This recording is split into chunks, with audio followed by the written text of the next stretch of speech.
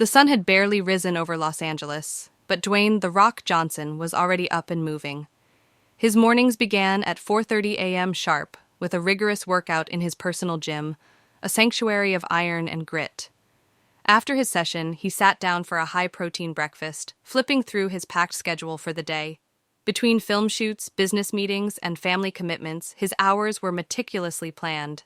Despite his worldwide fame and success, Dwayne often reflected on how he managed to balance it all. Time was his most valuable asset, and he treated it as such.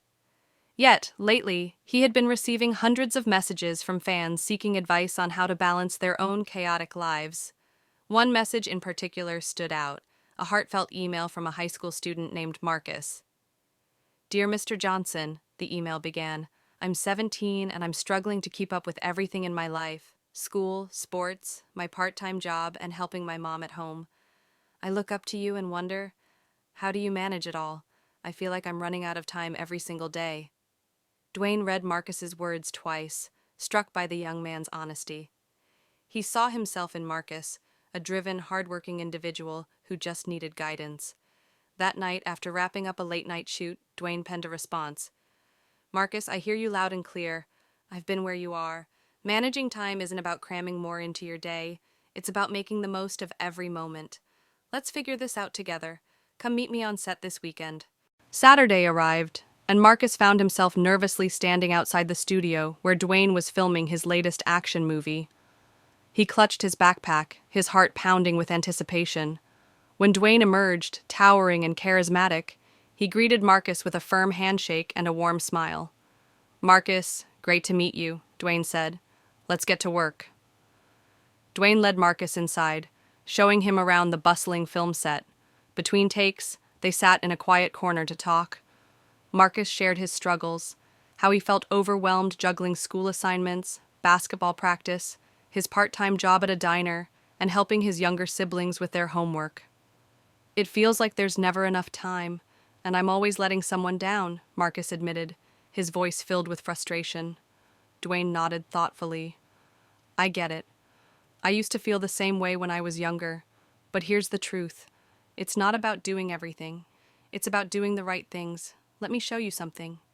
He pulled out a piece of paper and drew a simple grid, dividing it into 4 quadrants. "This is the Eisenhower matrix," he explained. "It's a tool I use to prioritize my time.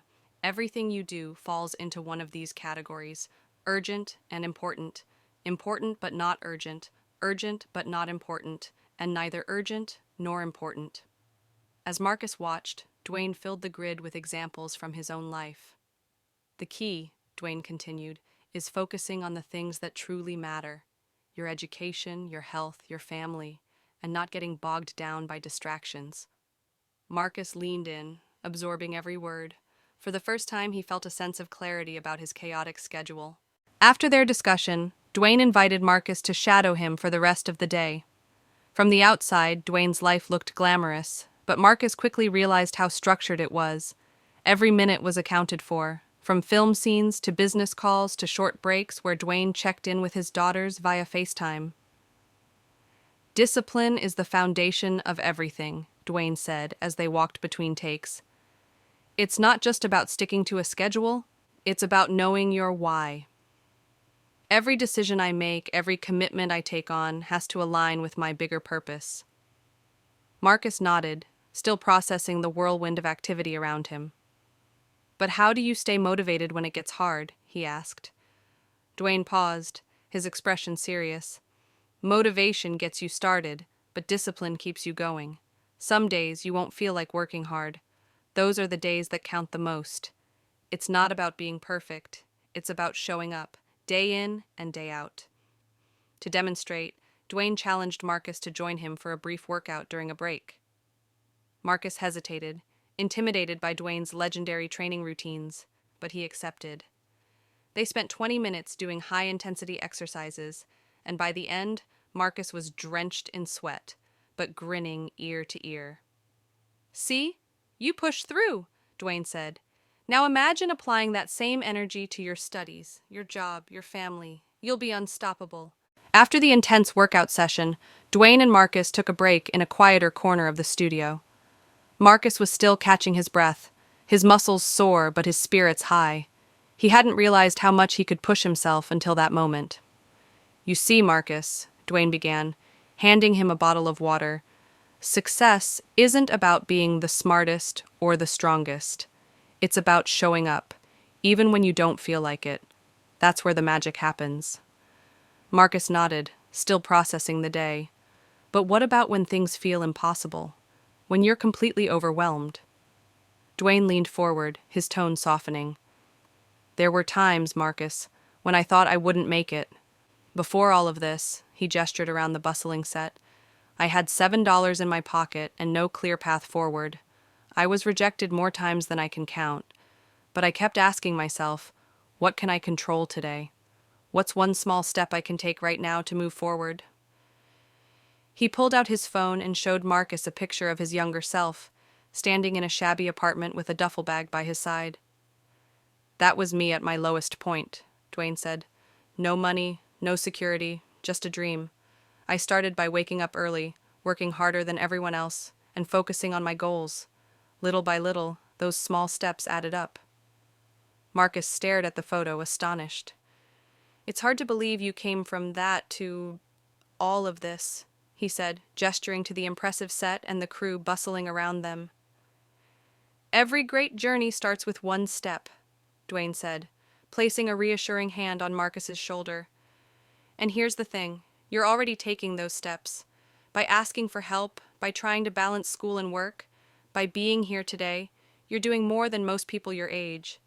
It's okay to feel overwhelmed. It means you care." Marcus smiled faintly, but there was still doubt in his eyes. "What if I fail?" Dwayne's expression grew serious. "You will fail," he said bluntly, causing Marcus to look up in surprise. "I've failed so many times I've lost count. But failure isn't the end, it's a lesson. The only real failure is giving up. Every setback is just another opportunity to learn and come back stronger." Dwayne then shared a story about one of his first wrestling matches. It was a disaster. He'd lost spectacularly, and the audience had booed him off the stage. "I wanted to quit right then and there," he admitted. "But instead, I went back to the gym the next day, watched the tape of my match, and figured out what I could do better. That loss taught me more than any win ever could." As the conversation deepened, Marcus began to feel a sense of clarity. "So, it's not about avoiding failure," he said thoughtfully. "It's about learning from it." "Exactly," Dwayne said, smiling. "Failure isn't the opposite of success. It's a part of it. Remember that every time you stumble, pick yourself up, dust yourself off, and keep moving forward."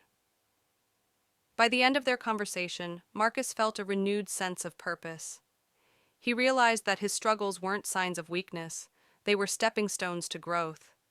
Dwayne had shown him that perseverance, not perfection, was the key to success. "Thanks for this, Mr. Johnson," Marcus said, his voice steady with gratitude. "Call me Dwayne," he replied with a wink. "And remember, the only limits you have are the ones you place on yourself. Now let's get back out there and finish strong." With that, they returned to the set, Marcus walking taller than he had all day. He had come seeking advice, but left with something much greater, a mentor and a mindset that could change his life. A few weeks later, Marcus sent Dwayne an update.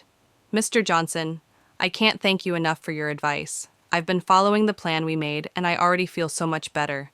My grades are improving, I'm less stressed, and I'm even enjoying basketball more. You've changed my life." Dwayne read the message with a smile. Proud of Marcus's progress, he replied, "Marcus, the credit goes to you. You made the decision to take control of your time and your life. Keep going, and remember, I'm always here if you need guidance." Inspired by Marcus's story, Dwayne shared the experience on social media, encouraging his followers to take charge of their own time. "Life's a marathon, not a sprint," he wrote. "It's not about doing everything, it's about doing what matters most. Prioritize, stay disciplined, and never lose sight of your purpose." As Marcus continued to thrive, he became a role model in his own community, helping other students manage their time and achieve their goals. Meanwhile, Dwayne carried on with his busy life, knowing he had made a lasting impact on yet another young person's journey. And so, the ripple effect of time well spent began to spread, proving that even in the busiest lives, there's always room to lift others up.